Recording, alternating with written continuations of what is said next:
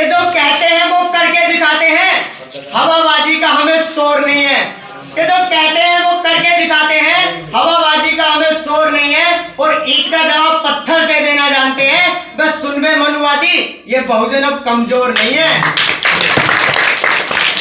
भीमराव अंबेडकर जी के चरणों में सशक्त नमन करते हुए छोटी छोटी जातियों को एक बहुजन समाज का नाम देने वाले मान्यवर काशीराम जी के चरणों में सशक्त नमन करते हुए, माता सावित्रीबाई फुले जी के चरणों में सशक्त नमन करते हुए, हमारे जितने भी साथी हैं हम यहाँ पर आए। साथियों देखो, हमारा भी घर है, हमारा भी परिवार है, हम भी घर बैठ सकते हैं, लेकिन हम घर इसलिए नहीं बैठते कि हमारा बहुजन आज भी सोया हुआ है। तो साथियों, जैसा आप सभी जानते होंगे, हमारे बाबा साहब डॉक्टर भीमराव अंबेडकर जी,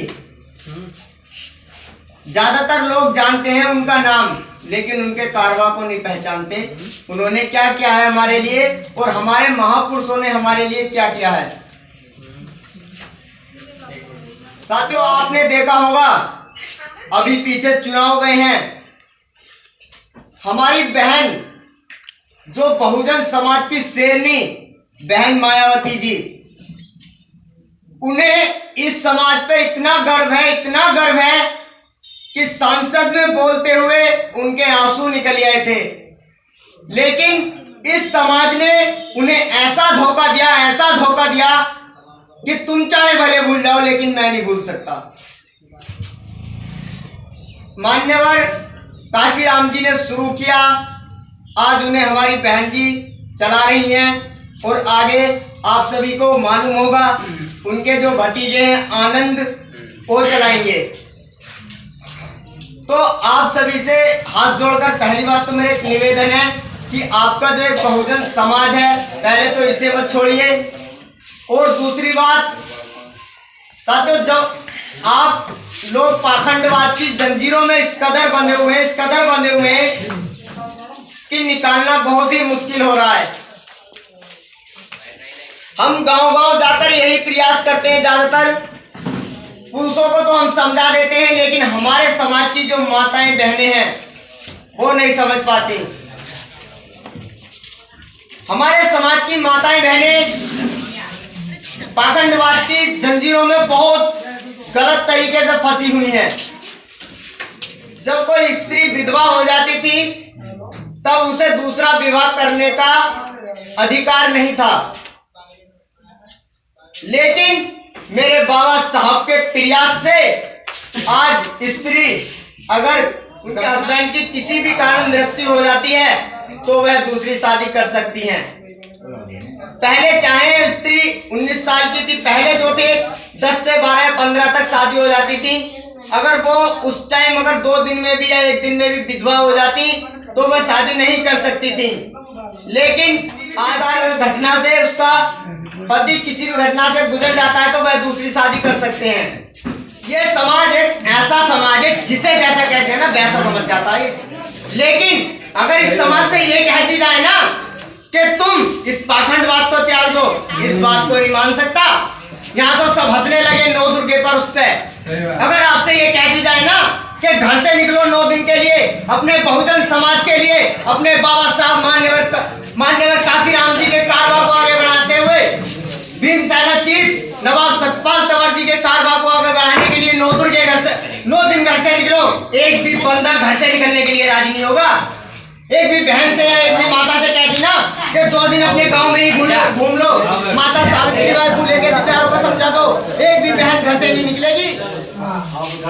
15-20% भी है ना, 15-20% में तो आप में से क्या परसेंट है नजर आ रहे हो?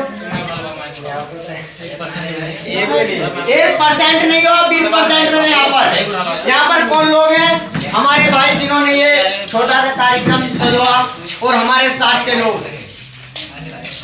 इस समाज को कितना ही समझा लो तुम, अगर इस समाज के 20% लोग हैं डांगला के अंदर, आप जाके कह दो कि प्रधानी का चुनाव आ रहा है तो प्रधान जी वहां पर पौवे बांट रहे हैं, 20% में तो 21% यहाँ मिलेंगे तुम्हारे। जिसका वोट ना वो भी और जिसका वोट है वो भी आगे मिलेंगे। लेकिन हमारे समाज के लोगों को कितना ही समझा लेना आप, इनके समझ में नहीं आने वाली। लेकिन हमारा प्रयास यही रहता है कि ज्यादा से ज्यादा अपने समाज को बताएं। मान्यवर काशीराम जी ने अपने जीवन को इस बहुजन समाज के लिए न्यौछावर कर दिया। उनका भी एक सपना होगा बचपन में, उनका भी एक सपना होगा कि मैं अपना परिवार बनाऊंगा, अपने परिवार के लिए खुश रहूंगा। लेकिन इस बहुजन समाज पर पहले इतना अत्याचार होता था, आपने देखा होगा, जब तो नहीं लेकिन आपने पढ़ा होगा, आपने कैसेटों में भी देखा होगा, फिल्मी दुनिया में सच्चाई का आईना दिखाया जाता है। आपके गले में मटकी टांग दी जाती थी, पीछे झाड़ू बांध दी जाती थी। अगर ये थूके तो मटकी में थूके, चलते हुए इसके पैर ना देखे। अगर आपसे ये कह दी जाए ना कि वो बच्चा बेचारा अनाथ है, उस बच्चे को सारा समाज मिलकर पढ़ा लो, कोई भी बंदा बोलने वाला नहीं है। क्या कहेगा, मेरा क्या मतलब है इससे, मैं क्या इसका घर परिवार बांट रहा हूँ या मैं इसकी धन दौलत ले रहा हूँ। 2 रुपए देने के लिए तैयार नहीं होने का यहाँ पर कोई भी है, लेकिन अपने बहुजन समाज के लिए आगे नहीं है। जब बाबा साहब को 2 वोटों की जरूरत थी ना, मात्र 2 वोटों की, उन 2 वोटों के लिए गांधी जी ने पैसा दिया, एक चेक दे दिया जिसे बोलते हैं ब्लैंक चेक, जिसे अपनी इच्छा अनुसार भरा जा सकता है कितना भी पैसा।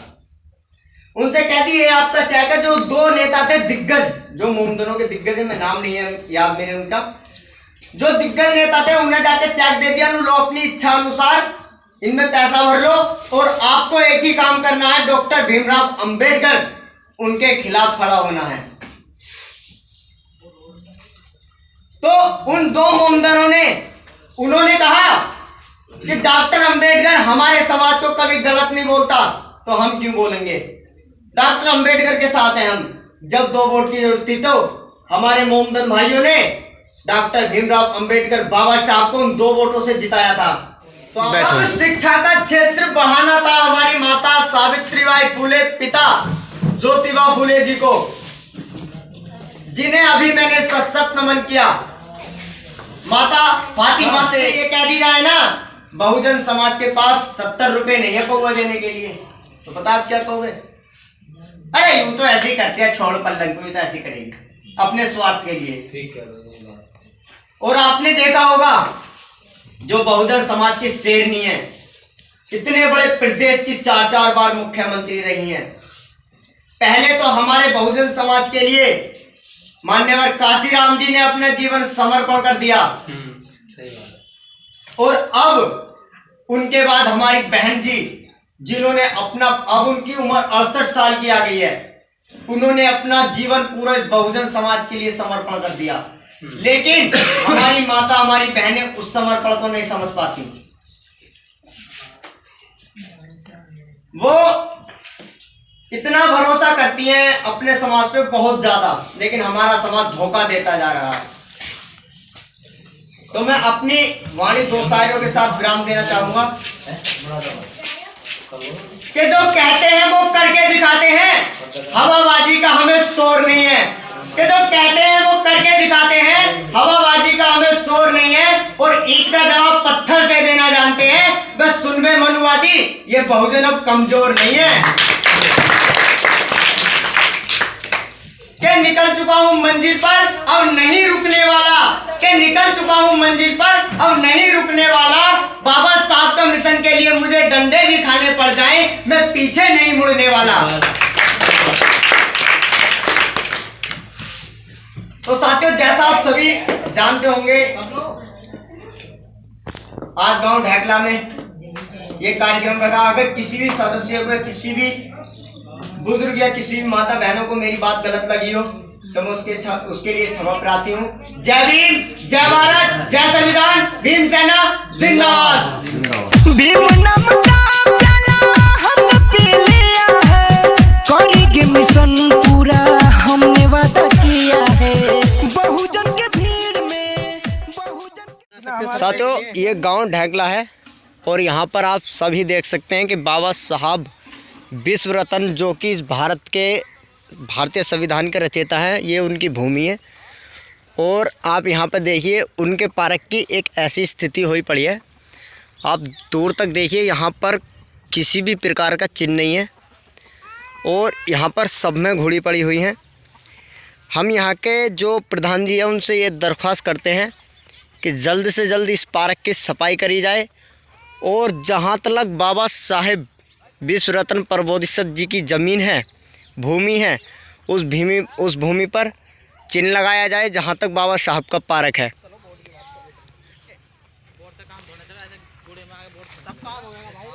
जल्दी से जल्दी यहाँ की सफाई करी जाए, यही उम्मीद करेंगे। जय भीम, जय भारत।